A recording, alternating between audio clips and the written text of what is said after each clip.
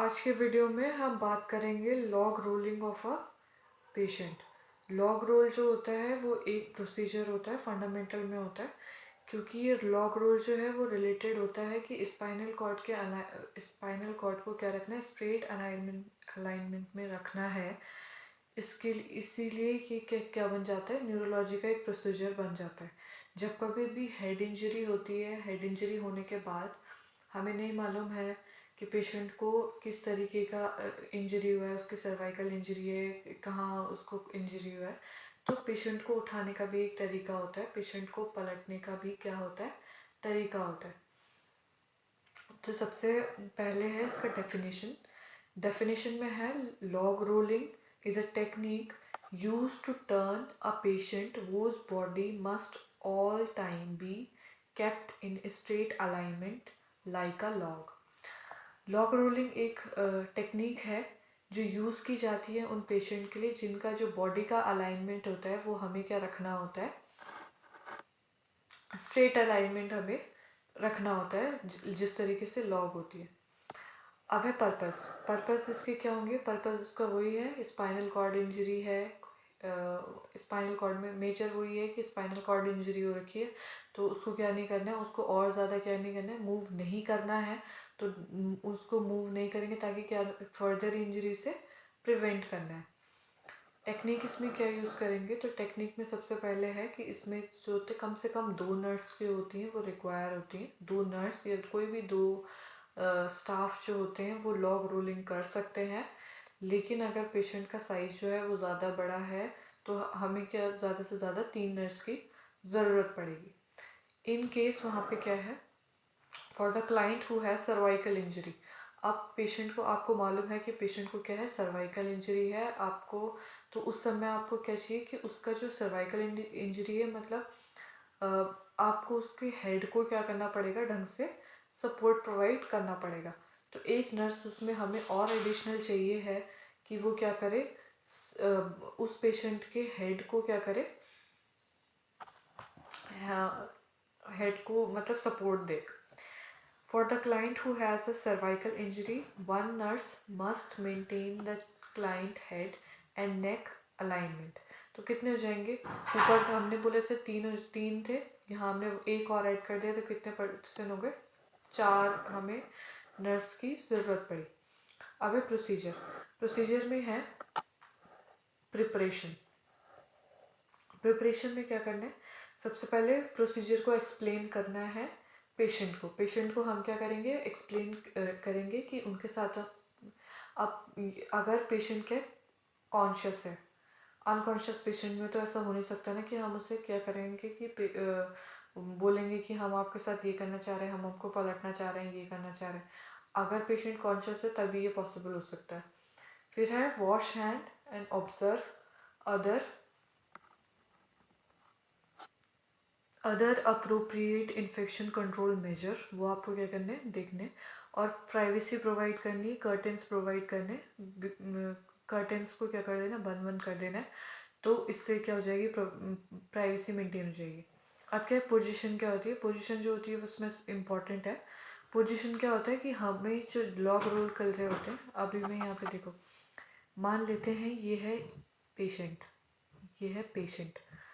अब इस पेशेंट को हमें क्या करना होता है कि अगर हमें 2 नर्स भी क्या कर रही है, लॉग रोल कर ली। लॉग रोल करने का मतलब क्या होता है कि हमें पेशेंट को क्या है, पलटना है, हमको उसकी पोजीशन को चेंज करना है। तो हम क्या करेंगे, सारे के सारे अगर 2 नर्स दे रही हैं तो दोनों नर्स को एक ही साइड पे खड़े होना है, चाहे वो इस साइड खड़े हो चाहे वो इस साइड खड़े हो। अगर 3 भी दे रहे हैं तो तीनों को भी इसी एक ही साइड में खड़े होना है। सबसे पहला पॉइंट है stand on the same side. इस पेशेंट को हम क्या करने हैं, पलटने की कोशिश कर रहे हैं। Stand on the same side of the bed and assume broad stance with 1 foot ahead of the other.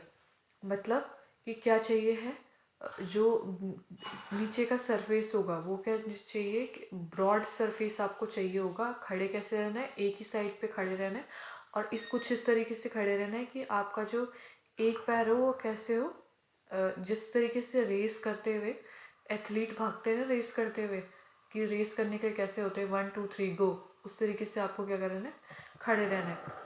Place the client arm cross the chest, उनकी जो आर्म होगी क्लाइंट की वो क्या करनी है, चेस्ट के अराउंड आपको क्रॉस करनी है। लीन योर ट्रंक, अपना जो ट्रंक है आपको लीन करना है और अपने हिप्स को क्या करोगे, फ्लेक्स करोगे, और नीज और एंकल को भी क्या करना है, फ्लेक्स करना है, क्योंकि उन पे क्या पड़ने वाला है, प्रेशर पड़ने वाला है। उसी की वजह से आप क्या कर पाओगे, उन पे उसकी हेल्प से आप क्या कर पाओगे, पेशेंट को क्या कर पाओगे, पलट पाओगे।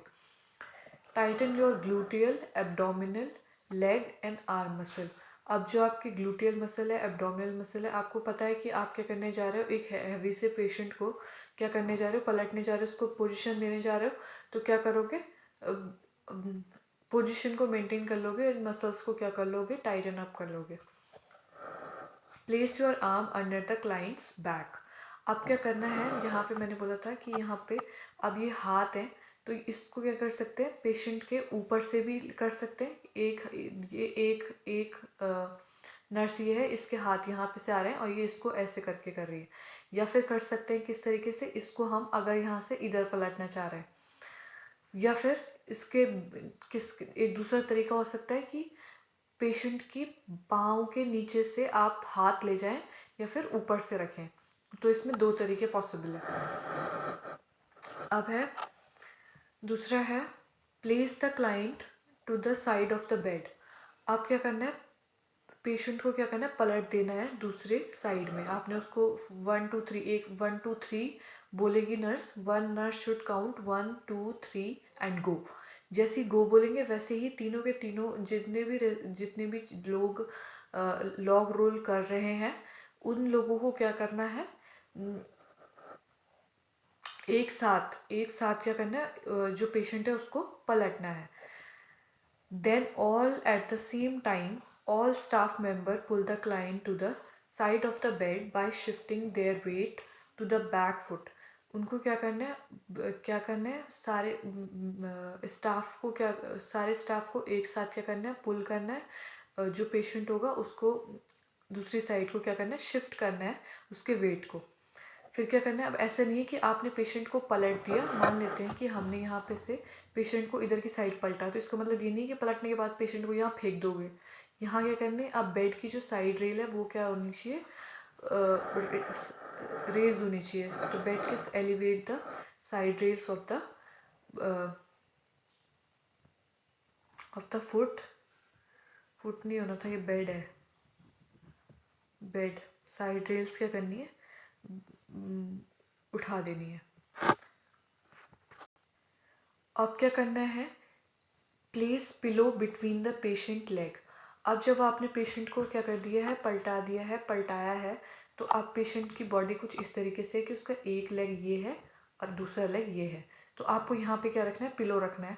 ताकि पिलो किस लिए रखना है, ताकि वो क्या कर सके, हम प्रिवेंट कर सकें अडक्शन को उसके अपर लेग्स का, और लेग्स को क्या रख सकें, पैरेलल रख सकें।